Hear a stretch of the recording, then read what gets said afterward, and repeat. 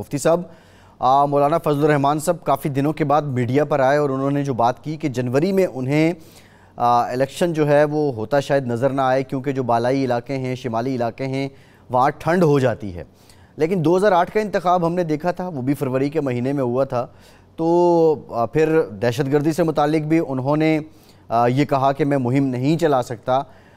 ہم نے دیکھا کہ 2013 میں بھی یہ معاملات تو تھے ہی، تو یہ کیوں نظر الیکشن نہیں آ رہے؟ یہ دلیل آپ کی کتنی جاندار ہے ٹھنڈ کی؟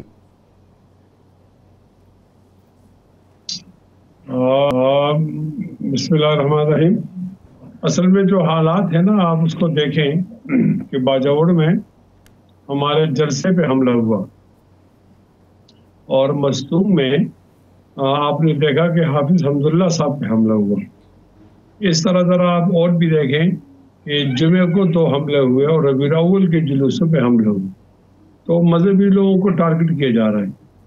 اور اس سلسلے کے اندر چونکہ ہمارا جو دائرہ کار ہے اور جہاں ہماری مقبولیت زیادہ ہے، جہاں ہمیں زیادہ سیٹیں ملتی ہیں، وہ بلوچستان کا صوبہ ہے اور KP کا صوبہ ہے۔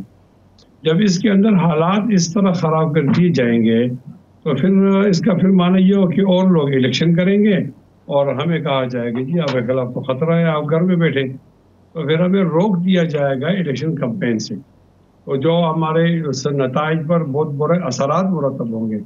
اس کو بنیاد بنا کر مولانا فضل الرحمان صاحب نے یہ بات کی ہے کہ ماحول کو ذرا بنایا جائے۔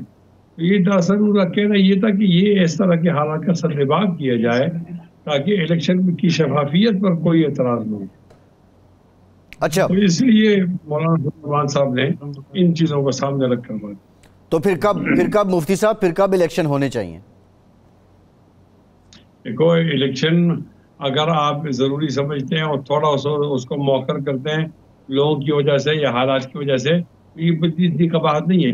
لیکن مجھے تو نگرانوں کی نیت پہ شک آ رہا ہے کہ ان کی باتوں سے لگ رہا ہے کہ الیکشن موقع پر نہیں ہوں گے، اور پھر الیکشن کمیشن نے بھی ٹائم تو ڈیٹ تو نہیں دی نا، مہینہ بتایا۔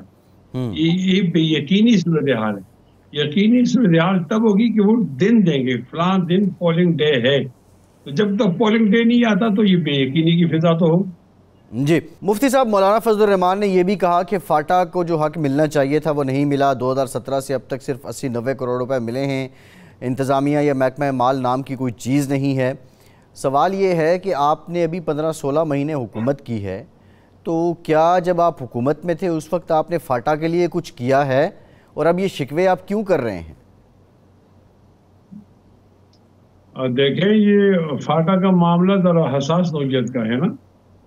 یہاں ہم انضمام کے خلاف تھے اور ہمارے ساتھ تمام جماعتوں نے کہا کہ ہم بھی انضمام کے خلاف ہیں، لیکن جب طاقتور حلقے انضمام کے حق میں تھے تو وہ ہماری سیاسی جماعت ہے، ہم نے اکیلے چھوڑ کے چلی گئی۔ انہوں نے سائن کیے تھے، ان کے سائن آج بھی ہم دکھا سکتے ہیں، ہمارے پاس موجود ہے، تو پھر ہم اکیلے رہ گئے۔ اور ہمارا ماننا یہ ہے کہ بس اکیلے بھی یہ بات کرنی چاہیے۔ آج پتہ چلتا ہے کہ ہمارا موقف ٹھیک تھا اور ان کا موقف غلط تھا۔ اب آپ نے کہا جی آپ کو 15-16 مہینے میں، ہمارے 15-16 مہینے تو ایمرجنسی والے تھے، یعنی اس کے اندر آپ یہ نہیں کہہ سکتے ہم انجوائے کیا ہے حکومت کو۔ ہم نے تو حکومت کو انجوائے نہیں کیا، ہم نے تو بوجھ اٹھائے۔ ادھر وہ جس طرح مینڈو کو تولا جاتا ہے نا، ایک مینڈو کو رکھتے ہیں جو دوسرا اتر جاتا ہے، دوسرے کو رکھتے ہیں تیسرا اتر جاتا ہے، یہ پوزیشن تھی۔ میں نہیں سمجھتا کہ ہمارا کوئی وزیر یا وزیر اعظم یا وزیر اعلیٰ اس نے اس کو انجوائے کیا ہو۔ تو جب آپ پر آپ گرے لسٹ میں آ رہے ہیں جی، ابھی آپ ڈیفالٹ ہو جائیں گے جی، ابھی آپ بہت پیچھے چلے جائیں گے، ابھی جی ڈالر چڑھ گئے جی، ابھی جی پیٹرول چڑھ گئے۔ نہیں مفتی صاحب آپ یہ کہہ رہے ہیں کہ جو آپ کا اتحاد تھا اس کے ترازو سے مینڈک اچھل جاتے تھے۔ تھوڑا سمجھنے ہم کو غلطی ہو گئی ہے۔ میں کہتا ہوں ایمرجنسی پوزیشن میں تھے۔ اچھا، تو اس طرح یہ جو باتیں ہو رہی ہیں ہم اس کو سالو نہیں کر سکے، اس لیے کہ ہم اضطراری حالت میں تھے، اختیاری حالت میں نہیں تھے۔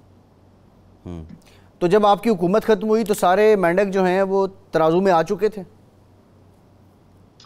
جب حکومت ختم ہوئی تو پھر تولنا ہی بند کر دیا نا، یعنی وہ ترازو ہی نہیں رہا، پھر باتیں ختم ہو گئی۔ اچھا، یعنی حکومت کے لیے لوگوں کو نہیں، تو یہ جو حکومت کے لیے لوگوں کو ہوتا ہے نا، اپوزیشن کے لیے تو نہیں ہوتا۔ نہیں تو آپ کو اس بات کا مفتی صاحب اس بات کا علم نہیں تھا کہ جس حکومت میں آپ بیٹھے ہیں یہ تو مینڈکوں کی سوداگری ہے؟ کیا حکومت لینے سے پہلے آپ کو اس بات کا بالکل ادراک نہیں تھا؟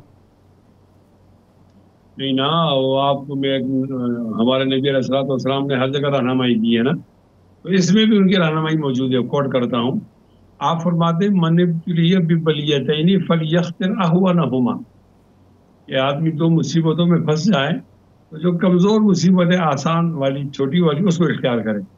تو ہم پھنسے ہوئے تھے اس وقت پی ٹی آئی کے چیئرمین سے کس جان چھڑائی جائے، تو اس سے یہ چھوٹی سی مصیبتیں ہم نے برداشت کی. تو ظاہر ہے بڑے مقاصد کے لیے چھوٹے مقاصد پھر قربان ہو جاتے. صحیح ہے. رانا صاحب، یہ حکومت جس کو آپ بھی کسی حد تک بوجھ قرار دے رہے ہیں، مفتی صاحب بھی کہتے ہیں ہم بھی مصیبت میں تھے، پیپلز پارٹی بھی کہتی ہے جی ہم نے بھی بڑی کوشش کی، اور واقعتاً یہ آتے ہی الیکشن آپ کروا دیتے تو شاید یہ آپ کے گلے نہ پڑتا، پھر اس وقت کیوں پیچھے ہٹ گئے؟ شاید اقتدار کا جو ایک سحر ہے اس نے آپ کو جکڑ لیا. صرف آئی ایم ایف کے معاہدے کو بحال کرنے کے لیے، اور یہ اس طرح کی ڈائریکشن، اس طرح کی جب ڈسکشن ہوئی یہ ساری کہ ہمیں چھوڑنا چاہیے ہے اور الیکشن کی طرف جانا چاہیے ہے، تو معیشت ہی وہ وجہ بنی جس کی وجہ سے یہ فیصلہ کیا گیا کہ ہم کنٹینیو کریں گے.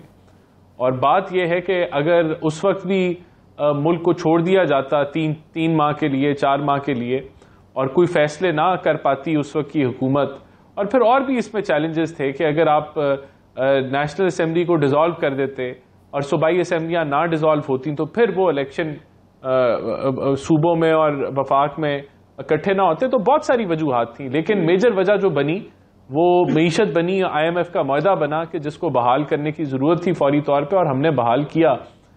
جو ریویو پینڈنگ تھا وہ جون میں ہو گیا، اور اس وقت جو ایک گراوٹ فوری طور پہ نظر آ رہی تھی معاشی طور پہ، جو وہ رک گئی تھی. تو یہ وجہ بنی کہ الیکشن اس وقت نہ ہوئے. لیکن آپ ٹھیک کہہ رہے ہیں، ہماری سیاست کے لیے شاید بہتر ہوتا کہ ہم جس کھائی میں خان صاحب پھینک کے گئے تھے معاشی طور پہ پاکستان کو، ادھر ہی رہنے دیتے، ہماری سیاست بچ جاتی، لیکن شاید ریاست اور کمزور ہو جاتی. صحیح ہے. مفتی صاحب، ایک پی ڈی ایم تھی، پھر آپ کے ساتھ اتحاد بھی تھا، یہ جو آپ کا موقف ہے کیا اس پہ کوئی مشاورت ہو رہی ہے؟ نواز شریف صاحب سے کوئی مشاورت کی آپ نے کہ ابھی الیکشن نہیں ہونے چاہیے؟ پیپلز پارٹی تو پہلے 90 دن میں مطالبہ کرتی تھی، تو مشاورتی عمل کہاں تک پہنچا ہے؟ میرا خیال میں پی ٹی ایم جو بنا تھا وہ تو پی ٹی آئی چیئرمین کے خلاف بنا تھا نا، اور وہ کچھ ان کی مہربانی اور کچھ ہمارا اتحاد مضبوط، وہ الحمدللہ وہ سیاست سے بھی ناک آؤٹ کر گئے اور حکومت سے بھی. تو اب ایک کامیاب اتحاد کا نام ہے پی ڈی ایم. اب چونکہ پی ٹی آئی چیئرمین تو میدان میں ہے نہیں، تو ہم لوگ تو اب پی ڈی ایم کو باقی رکھنے کی کوئی ضرورت نہیں محسوس ہوتی نا. اب ہم کہیں مسلم لیگ نون کے ساتھ اتحاد ہوگا، کسی ضلع کے اندر ان کے ساتھ مقابلہ ہوگا، کہیں پیپلز پارٹی کے ساتھ اتحاد ہوگا، کہیں مقابلہ ہوگا جی. اس طرح کا ملا جلا رد عمل ہوگا. تو ہم اتحادی جماعتوں کے مقابلے میں بھی تو ہوں گے، ہمارا ایجنڈا تو الگ الگ ہے. تو اس لیے اس بات میں کوئی مشاورت نہیں ہوئی، یہ ان کا اپنا آزادانہ فیصلہ ہے. ہم ان کے پڑوسی ہیں، تو پڑوس کو جتنا خیال رکھتا ہے اتنا وہ بھی رکھتے ہیں، جتنا ہمیں رکھنا چاہیے ہم بھی رکھتے ہیں، اتنا ہوتا ہے.